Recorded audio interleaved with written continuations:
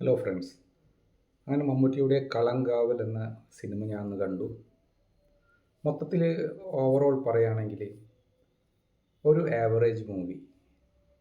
ഒരുപാട് റിവ്യൂവേഴ്സ് ഒരുപാട് positive review പറയുന്നത് കേട്ടിട്ടാണ് ഞാൻ സിനിമയ്ക്ക് പോയത്. But I am totally disappointed. ഒരു സെൻറ്റൻസിൽ ഈ മൂവിനെ പറ്റി പറയുകയാണെങ്കിൽ ഞാൻ പറയുന്നത് just an average movie with extra ordinary performance by Mammookka. ഒരു സെൻറ്റൻസിൽ നമുക്ക് ഇങ്ങനെ പറയാൻ സാധിക്കുള്ളൂ. പക്ഷേ എന്തുകൊണ്ടാണ് ഒരുപാട് റിവ്യൂവേഴ്സ് ഇങ്ങനെ പോസിറ്റീവ് പറയുന്നത് എനിക്ക് മനസ്സിലാകുന്നില്ല. പഠനത്തിൽ മൊത്തത്തിൽ പറയുകയാണെങ്കിൽ നമുക്ക് ലാഗ് ഫീൽ ചെയ്യും. പിന്നെ ഓരോ സീൻസും നമുക്ക് പ്രഡിക്റ്റബിളാണ്. പിന്നെ ഒരു റിപ്പീറ്റീവ് ആയിട്ടുള്ള സീനുകൾ വരുന്ന പോലെ ഒരേ കണ്ടൻസ് തന്നെ ഇങ്ങനെ റിപ്പീറ്റായിട്ട് കാണുന്ന പോലുള്ളൊരു ഫീല് നമുക്ക് വരും. പിന്നെ ബാക്ക്ഗ്രൗണ്ട് സ്കോർ നല്ലതായിരുന്നു, അത് കുഴപ്പമില്ല. പിന്നെ മമ്മൂട്ടിയുടെ ആക്ടിങ്, പിന്നെ വിനായകൻ്റെ ആക്ടിങ് നല്ലതാണെങ്കിലും ഒരു മിസ് കാസ്റ്റിംഗ് ആയിട്ട് എനിക്ക് തോന്നി. വേറെ ആരെങ്കിലും ആ റോള് ചെയ്തിരുന്നെങ്കിൽ കുറച്ചുകൂടി നന്നാകാമായിരുന്നു.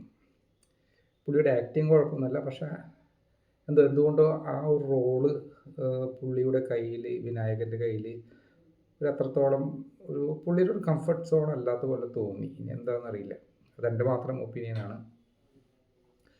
പിന്നെ പറയുകയാണെങ്കിൽ എനിക്ക് തോന്നുന്നത് എന്തുകൊണ്ടാണ് ഇത്ര അധികം പേര് ഇതിനെപ്പറ്റി, ഈ മൂവിനെ പറ്റിയിട്ട് ഇങ്ങനെ ഒരുപാട് പോസിറ്റീവ് റിവ്യൂ പറയുന്നതെന്ന് ഞാനൊന്ന് ആലോചിച്ചപ്പോൾ ഒരുപാട് റീസൺസ് എനിക്ക് തോന്നി. അതിൽ ഒന്നാമത്തെ റീസൺ എന്ന് പറയുന്നത്, ഒരുപാട് നാളുകൾക്ക് ശേഷമാണ് മമ്മൂട്ടിയുടെ ഒരു മൂവി തിയേറ്ററിൽ വരുന്നത്. അപ്പോൾ അതിൻ്റെ ഒരു ഇതായിരിക്കാം. പിന്നെ അതുകൂടാതെ ഒരു സെൻറ്റിമെൻ്റൽ ഫാക്ടർ അവിടെ വർക്കാവും. കാരണം മമ്മൂട്ടിയുടെ മൂവി ഒരുപാട് നാളുകൾക്ക് ശേഷമാണ് തിയേറ്ററിൽ വരുന്നത്. പിന്നെ അതും പുള്ളി ക്രിട്ടിക്കലായിട്ടുള്ള ഒരു സ്റ്റേജ്, ഫിസിക്കൽ ഇൽനെസ്സിലായിരുന്നു. അത് ആ ഒരു സ്റ്റേജൊക്കെ ഓവർകം ചെയ്ത് പുള്ളി വീണ്ടും ആക്ടിങ്ങിലേക്ക് സജീവമാകുമ്പോൾ ഒരു സെൻറ്റിമെൻ്റൽ ഫാക്റ്റും ഒരു സപ്പോർട്ടിന് വേണ്ടിയിട്ട് ഒരുപാട് പേര് നെഗറ്റീവൊക്കെ കണ്ടില്ല എന്ന് നടിച്ചിട്ട് പുള്ളിക്ക് വേണ്ടിയിട്ടുള്ളൊരു സപ്പോർട്ട് എന്ന രീതിയിൽ, ഇപ്പോൾ മമ്മൂട്ടി ഫാൻസ് അല്ലെങ്കിലും പുള്ളിയോടുള്ളൊരു സെൻറ്റിമെൻ്റ് അല്ലെങ്കിൽ ഒരു ഇഷ്ടത്തിൻ്റെ പേരിൽ അങ്ങനെ ഒരു നെഗറ്റീവുകളൊക്കെ മറച്ചു വെച്ചിട്ട് ഒരു പോസിറ്റീവ് റിവ്യൂ കൊടുക്കാനുള്ള സാധ്യതയും അവിടെയുണ്ട്.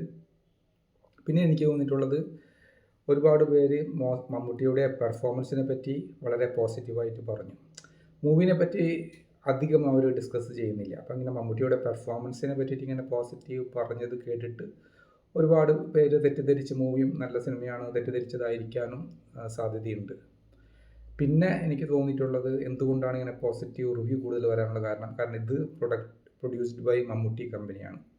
അപ്പോൾ ഇതിൻ്റെ ബിഹൈൻഡ് ദ ബാക്ക്ഗ്രൗണ്ടിലുള്ള ആൾക്കാരൊക്കെ നല്ല രീതിയിൽ മാർക്കറ്റിംഗ് ചെയ്യാൻ കഴിവുള്ള ആൾക്കാരാണ്, നല്ല ടീമാണ് മാർക്കറ്റിംഗ്.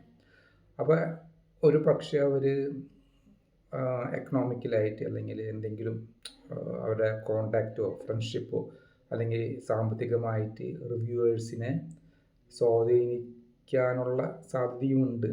അപ്പോൾ ഈ ഒരു കാരണം കൊണ്ടായിരിക്കാം ഒരു ജസ്റ്റ് ആൻ ആവറേജ് മൂവി ഇത്രയധികം പോസിറ്റീവ് റിവ്യൂ, അതും ഒട്ടുമിക്ക 90 അല്ലെങ്കിൽ 80-90% ഓഫ് ദ റിവ്യൂവേഴ്സും പോസിറ്റീവ് പറയാനുള്ള കാരണം ഒന്നില്ലെങ്കിൽ സെൻറ്റിമെൻ്റൽ ഫാക്ടർ, അല്ലെങ്കിൽ അവർക്ക് സാമ്പത്തികമായിട്ട് എന്തെങ്കിലും അല്ലെങ്കിൽ ഫ്രണ്ട്ഷിപ്പിൻ്റെ പേരിൽ അല്ലെങ്കിൽ മമ്മൂട്ടിയോടുള്ള ഇഷ്ടത്തിൻ്റെ പേരിൽ അങ്ങനെ പറയാനുള്ള സാധ്യതയും അവിടെയുണ്ട്.